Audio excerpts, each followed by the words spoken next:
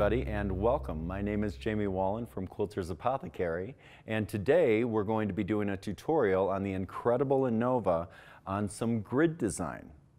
And we're going to look how we would travel throughout the grid design to connect so we don't have to consistently break thread.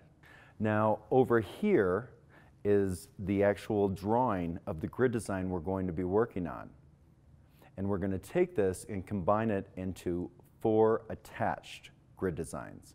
So we're going to go work on the path. When I start my grid design, I'm actually going to move from left to right. So I'm going to move from left, over, come down, up, and over, and we're going to use our horizontal grid lines as our home line to travel so that we don't have to cut thread. So I'm going to start sewing now. We're going to start with a hook shape. So I'm going to come in with a belly question mark shape that swirls around. I'm going to backtrack around the back of the head, come up with that question mark shape, coming in towards the center, backtrack down again to that cleavage point, and now I'm going to lay a few feathers right in that cleavage point. It's going to give you that wonderful look of swans traveling across your grid.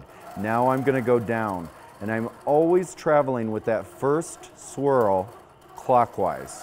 No matter which direction I go, as long as I travel this path, it will always be clockwise. I'm here at the cleavage. There's 1 petal, 2, and 3. I come around to the belly, come around here, travel up, do my swirl clockwise, back around to the back of the head, come out of there towards the center with my hook shape, backtrack down to the cleavage point, lay my petals, 1, 2, and 3, come around, and then I do my second curve. Travel this way, do my swirl, backtrack, curve up, and notice how that natural question mark shape makes me travel around that reference dot that I have in the center. 2 and 3 petals, come around to the back of the head, over, travel down with my swirl, backtrack around to the back of the head, come up into the center at noon, backtrack back down, and now I'm going to lay my feathers for my swan right in that cleavage point. Come around and then right down into the point. Now I want to close that row off. So I'm going to go swirl, backtrack, up, which is automatically going to take me to 3 o'clock with that question mark shape. Now 1 petal, 2 petal, and 3 petal. Backtrack around and over. And I start again. The one thing to remember with this, because there is some backtracking to this, the best way to do good backtracking is to stop trying. And on this machine, it's not hard at all. You land right on that sew line. Come around and over. Now we start the second row. I come down, swirl clockwise, backtrack, head towards the center, which would be 9 o'clock on the clock, back, and lay my feathers in there. 2 and 3, come around and over. Clockwise, backtrack, head towards the center, backtrack again, lay my feathers in, 2 and 3, and up. Come around, do my swirl, backtrack around, and come in. Now if I wanted to actually do a ribbon, I would just do a divot and cross over and then lay my petals in. There's a lot of ways that you can take this design and make it a lot more versatile.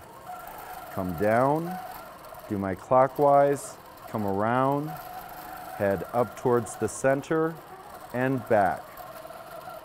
When you're practicing this on paper, you just want to copy off some grid designs on paper and practice. Remember, a half an hour to 40 minutes will put a new quilt design right into your muscle memory.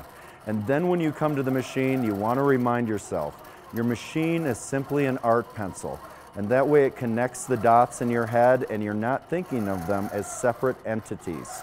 Now we come over, swirl, backtrack around, head up towards the center, back, and now you can see how that grid is starting to fill out and look like this beautiful high-end design with one very simple motif.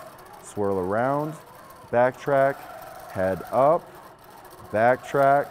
Gotta love that backtracking. 2 and 3. Come around and up. Last one to close the row, and that's why we always come up the left side instead of having to cut thread and begin for each row. 1, 2, and the third, and then we come up and lock our stitches. Wonderful.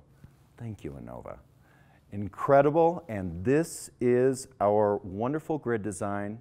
And if you want to learn more about the Innova quilting machine, go to a quilt show near you, check out the Innova booth, and find out why Innova is built to quilt.